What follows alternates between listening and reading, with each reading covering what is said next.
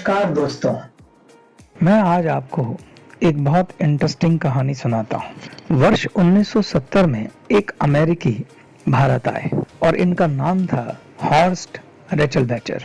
भारत में आके हॉर्स्ट ने आयुर्वेदा की पढ़ाई की और उसके बाद ये व्यक्ति अमेरिका वापस चला गया। हॉर्स्ट ने 1978 में अमेरिका में एक कंपनी की नींव रखी और इस कंपनी का नाम था अवेदा। इस कंपनी में हॉर्स्ट ने आयुर्वेदा विज्ञान के आधार पर स्किन केयर और बॉडी केयर के प्रोडक्ट बनाए और उसके बाद ये कंपनी इतनी कामयाब हुई कि हॉर्स्ट ने 1997 में यानी कि ठीक 19 वर्ष बाद इस कंपनी को एस्टी लाउडर कंपनी को $300 मिलियन में बेच दिया, यानी आज के हिसाब से लगभग 2100 करोड़ रुपए में बेच दिया। आज इस कंपनी के पूरे विश्व में सब प्रमुख शहरों के मॉल्स में शोरूम है। यहाँ तक कि भारत के प्रमुख मॉल में अवेदा का शोरूम आपको मिल जाएगा। देखिए कैसी विडंबना है कि एक व्यक्ति भारत आता है, भारत से ज्ञान प्राप्त करता है, एक इतनी बड़ी कंपनी खड़ी करता है, अमेरिका में जाके उसी ज्ञान पे आधारित प्रोडक्ट बनाता है और भारत में ही आकर उन प्रोडक्ट को बेचता है। और हमारे भारत के बुद्धिजीवी, हमारे भारत के मिडिल और उच्च वर्ग के लोग उस प्रोडक्ट को बड़ी शान से खरीदते हैं। क्यों? क्योंकि वो प्रोडक्ट अमेरिका से आया है। काश हम भारतीयों ने हमारे पूर्वजों, हमारे महर्षियों के इस अनमोल खजाने की थोड़ी कदर की होती। सिर्फ इतना ही किया होता कि इसकी अवहेलना करने से पहले एक बार इसे जानने का प्रयास तो किया होता, एक बार इनको पढ़ने का प्रयास तो किया होता, एक बार इसे सत्य की कसौटी पे तोलने की कोशिश तो की होती। मगर हमने इस ज्ञान की सदा से अवहेलना की और वो विदेशी आए, उन्होंने इस ज्ञान के महत्व को समझा, पढ़ा, सीखा और देखो क्या कर डाला। तो आज मैं आपसे यह अपील करता हूं कि आप एक बार हमारे पूर्वजों, हमारे महर्षियों, जिन्होंने हजारों साल पहले इतने चमत्कारिक ग्रंथ लिखे हैं, उसको पढ़ने का तो प्रयास करें, तो उसे कसौटी पे तोलने का भी प्रयास करें, उसे आजमाने का प्रयास करें। उसके बाद आप हर फैसला लेने के लिए स्वतंत्र हैं। और मैं आपको यकीन के साथ कह सकता हूं दोस्तों, मेरा जो अभी तक का अनुभव है, जैसे जैसे आप इन ग्रंथों को पढ़ते जाएंगे तो आपको अपने पूर्वजों पर गर्व होगा, अपने भारतीयों ने पर गर्व होगा, आपको गर्व होगा कि हम किन महापुरुषों की संतान हैं। हजारों वर्ष पूर्व हमारे पूर्वजों ने, हमारे महर्षियों ने, हमारे संतों ने जो ये ज्ञान लिखा है, इस ज्ञान पर हर भारतीय का अधिकार है, हर उस बच्चे का अधिकार है जिसने भारत भूमि पे जन्म लिया है, फिर वो चाहे किसी भी क्षेत्र का हो, किसी भी धर्म का हो। इसलिए मैं आपसे अपील करता हूं कि अपने धर्म और संप्रदाय से ऊपर उठकर आपको इस ज्ञान को प्राप्त करने की कोशिश करनी चाहिए, इन ग्रंथों को पढ़ने की कोशिश करनी चाहिए, क्योंकि इन ग्रंथों में पुरातन विज्ञान है जो मानव कल्याण के लिए लिखा गया है। अगर आप भी आयुर्वेद को पढ़ना चाहते हैं, आयुर्वेद को समझना चाहते हैं, तो मैं आपको 3 महर्षियों के बारे में बताता हूं जिन्होंने आयुर्वेद पे बहुत शोध किया और अद्भुत ग्रंथों की रचना की। एक ग्रंथ का नाम है चरक संहिता, जो महर्षि चरक ने लिखा।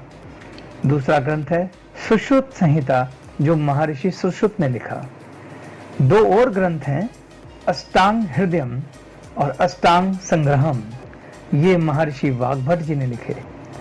इन ग्रंथों को अगर आप पढ़ेंगे तो आपको आयुर्वेद का भरपूर ज्ञान प्राप्त होगा।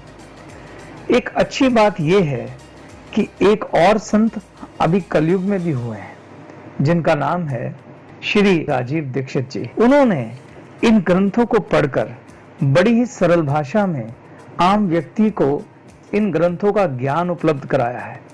मैंने भी राजीव दीक्षित जी के बहुत से वीडियो देखे और जैसे जैसे मैं उन वीडियो को देखता गया तो मैंने आश्चर्य से अपने दांतों के नीचे उंगली दबा ली कि मैं क्यों इस तरह के ज्ञान से वंचित रह गया। उसी से इंस्पायर्ड होकर मैंने ये फैसला लिया कि इस ज्ञान को जानने का अधिकार भारत के हर व्यक्ति को है।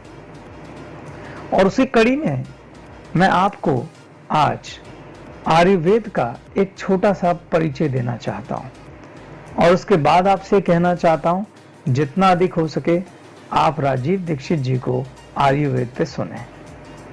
तो चलिए शुरू करते हैं। आयुर्वेद भारत की पुरातन चिकित्सा पद्धति है। आयुर्वेदिक चिकित्सा 3 दोषों पर आधारित है जिसे त्रिदोष भी कहते हैं, और इन 3 दोषों का नाम है वात, पित्त और कफ। आयुर्वेदा के अनुसार मनुष्य को होने वाले लगभग 148 रोगों के लिए ये 3 दोष जिम्मेदार हैं। इन 3 दोषों के आधार पर हम अपने शरीर को 3 भागों में बांट सकते हैं।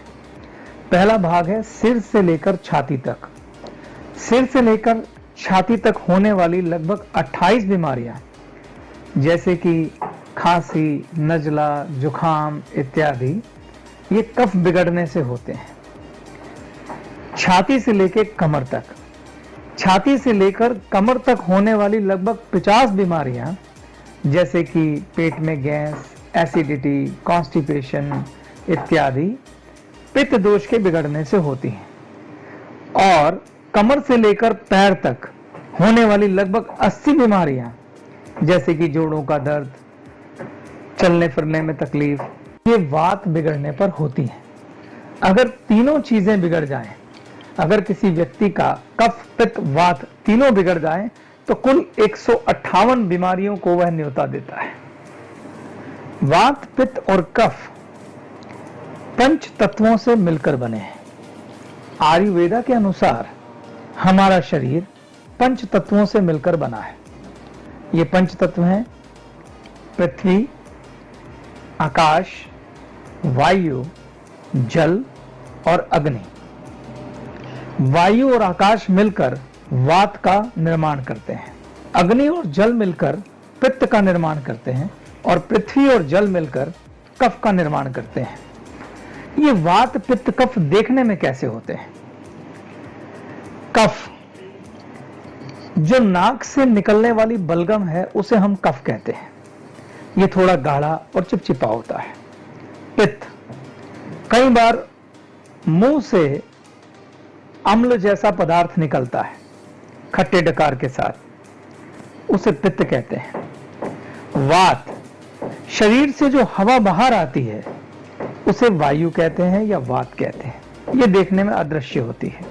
क्योंकि हमारा शरीर भी 5 तत्वों से बना है, इसलिए वात, पित्त और कफ का हमारे शरीर के संचालन में एक महत्वपूर्ण रोल है। वात, क्योंकि वायु है, इसलिए शरीर में जितने भी मूवमेंट वाली क्रियाएं हैं वो वात की मदद से होती हैं, जैसे कि रेस्पिरेशन, ब्लड की मूवमेंट या फिर मल त्यागना, मूत्र त्यागना, इन सब क्रियाओं के लिए वात जिम्मेदार है। पित्त का मुख्य काम मेटाबॉलिज्म को नियंत्रण करना है, यानी कि आपकी पाचन क्रिया के लिए मुख्यतः पित्त जिम्मेदार है। आयुर्वेद की भाषा में पित्त आपकी जठर अग्नि को मजबूत करता है। सॉलिड प्लस वाटर मिलकर कफ बनता है और ये हमारे शरीर की संरचना करने में मदद करता है। शरीर की ग्रोथ कफ की वजह से होती है। अब आपको वात, पित्त और कफ तो समझ में आ गया। अब मैं आपको वात, पित्त, कफ दोष समझाऊंगा। अगर किसी मनुष्य के शरीर में वात, पित्त और कफ संतुलित रहते हैं तो वह मनुष्य निरोगी रहता है। लेकिन अगर यह संतुलन बिगड़ जाता है, अगर इनमें से किसी एक की भी वृद्धि हो जाती है तो वो उसका दोष कहलाता है। अगर किसी मनुष्य के वात में वृद्धि हो गई तो वात दोष हो जाएगा, अगर किसी मनुष्य के पित्त में वृद्धि हो गई तो पित्त दोष हो जाएगा, और किसी मनुष्य के कफ में वृद्धि हो गई तो कफ दोष हो जाएगा। और उसी के अनुसार उस मनुष्य को रोग होंगे। किसी मनुष्य का वात भी बिगड़ सकता है, पित्त भी बिगड़ सकता है, कफ भी बिगड़ सकता है, और किसी का वात पित्त भी बिगड़ सकता है और किसी के तीनों बिगड़ सकते हैं।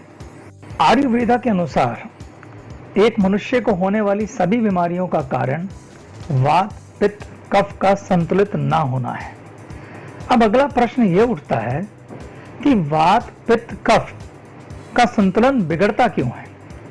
आयुर्वेदा के अनुसार हमारे शरीर के संचालन के लिए वात पित्त कफ हमारे द्वारा लिए हुए भोजन से पोषित होते हैं।